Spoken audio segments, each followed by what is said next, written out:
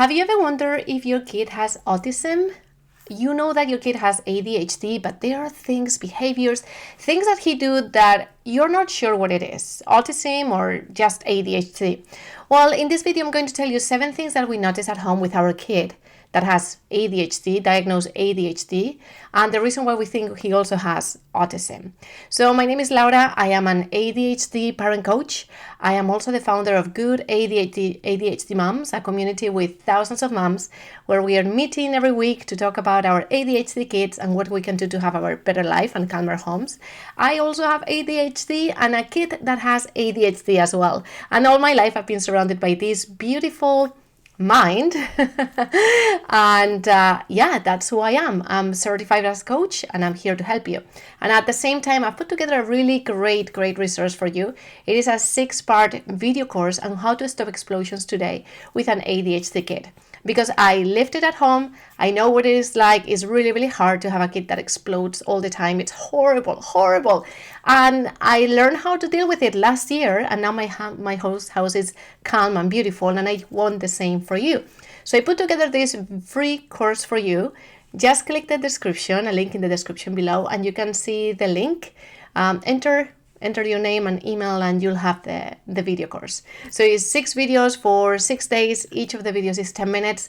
And after that, you will have a beautiful, calm home. So here we go. So let's talk about 7 things parents like me notice before doctors. So what are we saying? So first of all, my son has 8 years old. He's 8 and he has ADHD diagnosed and he's taking medication and we're doing parent coaching. So we're doing all the things. But at the same time, last time we spoke with our pediatrician, we mentioned all the things that he's doing. And she said, he might have autism as well. Because all the things that you're talking about are just like more autistic than more ADHD. So I'm going to tell you the 7 things that we noticed that are more in the autism realm, or however you call it, so that you can see with your son what is happening. And by the way, we're going to do a whole diagnosis for autism for our son, but not yet because we're doing so many things now, like play therapy and so many things that we're going to do in a couple of months. But here we go. The first thing that we notice is stimming. And that's funny because the first time I heard about stimming, I was like, what is that? Is that like flapping? Is that like, I had no idea. And when I'm imagining someone with autism, I'm imagining someone like not very functional, while our kid is very functional. So just also to let you know that there are many different levels of autism. And you also have like high functioning autistic people, like we believe my son. But let's talk about stimming. Stimming is basically when they do something repetitive and for like making sounds or doing things. And for our son, which is funny, we never knew why. Well, when he was thinking very hard and he was trying to express an opinion, he had to walk in circles.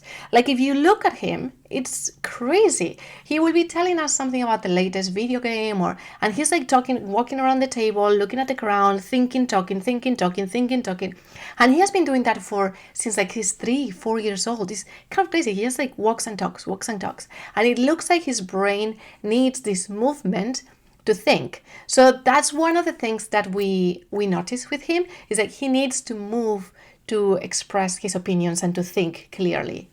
The second thing that we notice is explosions. And this one is a huge one because really this is the one that is most disrupting for your life. Like you don't know what is happening. They're calling you from a school. You gotta go to a birthday party. You gotta sign him up for a camp. It's crazy. He's exploding at home. So we didn't know what was happening. And we've been dealing with this for 8 years now. Maybe he started showing symptoms like 6 years ago. And finally now, when he's 8, we know that he explodes when someone is unfair, when rules are broken, when there's no routines, when the rules are not only broken, but maybe there are no rules, or maybe there are misunderstood rules. Like for example, the other day, my kid, we were in play therapy and he exploded massively for something that we didn't know. Even the people at play therapy, they didn't know what it was. And when he calmed down and he told me at home, he said, listen, I lost a race, which is okay. But the thing that triggered me, he didn't say trigger, but the thing that made me more upset is that my friend, this other boy, told me that if your Hot Wheels lose the race, we have to put the Hot Wheels in the toy trash. And he said, Mom, that was the rule from last week. And we hadn't set up the rule for this week. So that's not a real rule. And it was so unfair because that was not the rule. It was for last week. And I was like, oh my God. I asked ChatGPT and I was like, yeah, breaking the rules, something is unfair. That's very typical for autistic kids. That rigidity, that like going from like 0 to a million in 1 second for something that they consider so unfair, so crazy unfair. So he exploded. Like I have so many stories of things that really put him in the wrong direction. Like something is unfair, or someone tells him that he has done something wrong, or the other thing is like when there are no routines, like autistic kids really need to know what is the next step. They need to know what is the next thing I have to do. What is the next thing that I have to do? And if you don't have the routines in place and if you don't have a consistency, oh my God, these brains they will just get really, really dysregulated. So routines, rules, that's another of the symptoms, another of the things that we notice for the diagnosis. The third thing that we notice is hyperfocus. And wow, this one is crazy because on one side, on his ADHD brain, he can be easily distractible. He will be doing homework and suddenly there's a fly and he's gone. But at the same time, he can focus for 3-4 hours in one single thing. Like he can focus in reading a book. Like he will get a new book that he's very excited about and he will read it from the top to the bottom or from the beginning to the end in like 1 hour.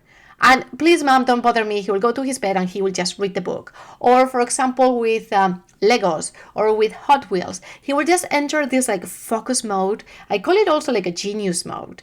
Focus mode, genius mode that can last like 2-3 hours. And don't get him out of that. It's really, really hard to get a kid like that out of that focus mode. And that's another point, which is like difficulty with transitions. That's why these kids explode with a transition, because it's very difficult for them to get them out of the hyper-focus mode.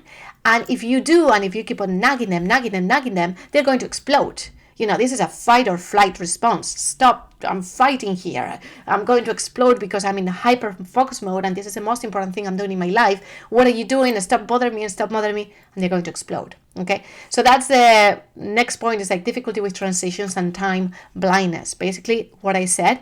On top of that, they don't have the concept, or they are blind to time. So when you tell them in 20 minutes we have to go, that's for them not now. We have to go not now. They cannot really perceive the 20 minutes. This is why you have to have timers all over the place, like I do. So it's like, okay, 5 minutes, and you put the timer, 5 minutes. And because there's a timer, that timer is now a rule. In 5 minutes, we have to go. So when you put the timer, he's looking at the timer, 3 minutes. And when the timer is in 0 minutes, he stands up and he goes. It's the rule. Oh my God, I cannot tell you how much I love rules in my house. Now, the next thing, 5, monotopics. Wow. Okay, so autistic kids, and what we notice in our kid is that he would just like focus on one thing. Like in this year, it's been a year so far, it's on Hot Wheels. It's a Mario Kart 8 Deluxe. So the racing video game. And he can learn. He has books about it. And he has the tricks. And he knows every single thing about the game. And he tells me, Mom, buy me more books about that. Because he wants to know every single thing about that specific thing. He's the person that I know that knows the most that I know about that game. It's kind of crazy. So they're like monotopics. And they can spend hours talking about that, and they want someone to talk to. So my son will walk with me for hours. So we will walk for half an hour, and non-stop he will be telling me things about Hot Wheels and about Mario Kart 8 Deluxe.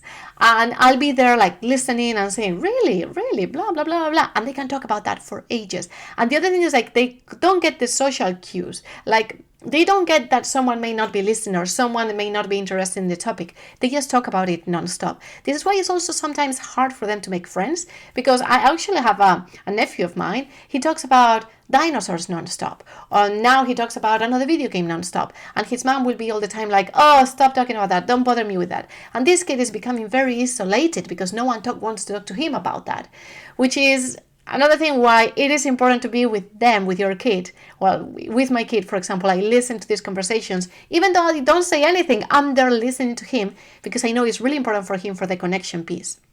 So, and the sixth thing is they process information at a slower pace. For example, for my son, we will tell him something, I don't know, whatever it is, and he'll say, yeah, okay. And then 20 minutes down the line, he will say something like, Mom, when you mention this, do you mean this? Or even the day after, he will say, when you talk about this, and they will talk about that specific thing as if it just happened. So for you, it's very disturbing. It's like, what are you talking about? Sorry. Yeah, this thing. I was like, oh my God, that happened 8 hours ago. And you keep this to yourself. I was like, oh, yeah. So they process information very slow. And also for my son, he has a very memory. It's not the processing memory is also very low. So they cannot retain information for a long time, which is very hard for them to do homework. So this last thing that I was going to say is that they have a sensitivity, very high sensitivity to food. My son, he had high sensitivity to food, smell, noises, movement, movies, or busy places. Like, for example, he will tell me, Mom, can you buy the crackers that I like? And I'm like, what are you talking about? These are the crackers that you like.